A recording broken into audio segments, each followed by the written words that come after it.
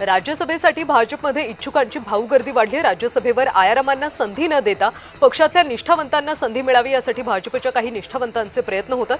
गेल्या काही वर्षात भाजपमध्ये बाहेरून आलेल्यांना राज्यसभा किंवा विधान परिषदेवर पाठवलं जातं। विनोद तावडे, रामदास आठवले, विजय रहाटकर, भागवत कराड, धैर्यशील पाटील यांच्या नावाची सध्या चर्चा।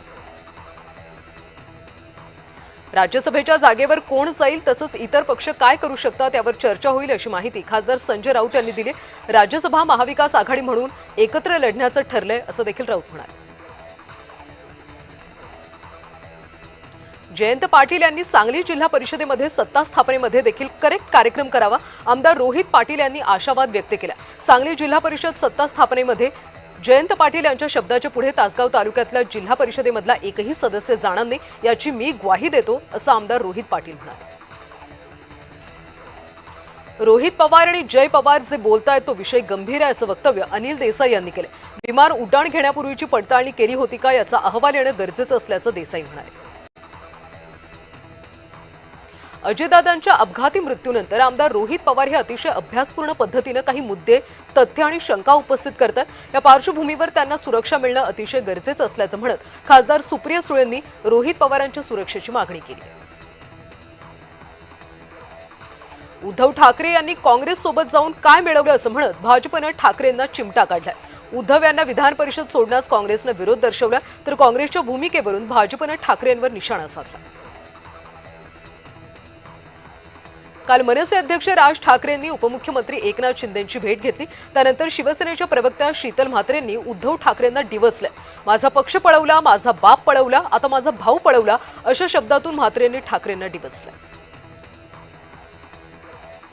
निलेश राणेंनी वैभव नाईकांवर पलटवार केलाय। नाईकांच्या काळामध्ये 352 नोटीस आल्या होत्या। निलेश राणे यांनी वैभव नाईकांवर घणाघात केला। कोकणातल्या शेतकऱ्यांना आम्ही वाऱ्यावर सोडणार नाही। जर सरकारकडून आंबा बागायतदार शेतकऱ्यांसाठी ठोस पाऊल उचललं गेलं नाही तर सिंधुदुर्ग जिल्हाधिकारी कार्यालयावर मोर्चा काढणार असा थेट इशारा राजू शेट्टी यांनी दिला। भिवंडी महानगरपालिका महापौर पदाची निवडणूक वेगळ्या वळणावर आली। यातच भाजपमध्ये 2 गट पडलेत आणि त्यामुळे भाजपा उमेदवार पळून गेले। त्याचं खापर आमच्यावर का फोडतं असा सवाल शिवसेना गटनेते मनोज काटेकर यांनी केला। भाजपचे समीर राजूरकर हे छत्रपती संभाजीनगर महानगरपालिकेवर महापौर म्हणून विराजमान झाले। त्यानंतर MIMने देखील समीर साजन बिल्डर यांना विरोधी पक्षनेता केले। त्यामुळे सत्तेत सुद्धा समीर आणि विरोधात सुद्धा समीर असं चित्र महापालिकेच्या सभागृहात पाहायला मिळतं। Mumbai Pune expressway missing लिंकच्या उद्घाटनापूर्वी मिलिंद नार्वेकर यांनी मुख्यमंत्र्यांना सुरक्षेबाबत पत्र दिले।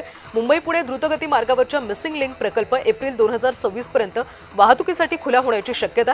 या प्रकल्पामुळे प्रवासाचा वेळ 30 मिनिटांनी कमी होणार असल्याबद्दल त्यांनी अभिनंदन केलं असलं तरी सुरक्षेच्या मुद्द्यावर त्यांनी सरकारला सावध केलं।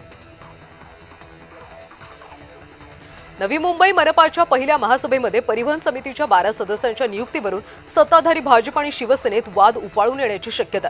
भाजपनं सर्व 12 जागांवर परिवहन समिती सदस्य दिले असून हात वर करून मतदान घेत या सर्व सदस्यांची निवड करण्याचा घाट घातला।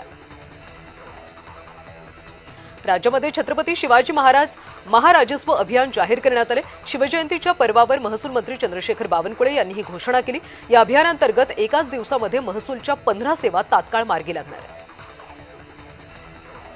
विरोधी पक्षनेते राहुल गांधी यांनी छत्रपती शिवाजी महाराजांना पोस्ट करत अभिवादन केलं। छत्रपती शिवाजी महाराज हे शौर्य, दूरदृष्टी आणि न्यायप्रिय नेतृत्वाचं अद्वितीय प्रतीक असल्याचं राहुल गांधी यांनी म्हटलं।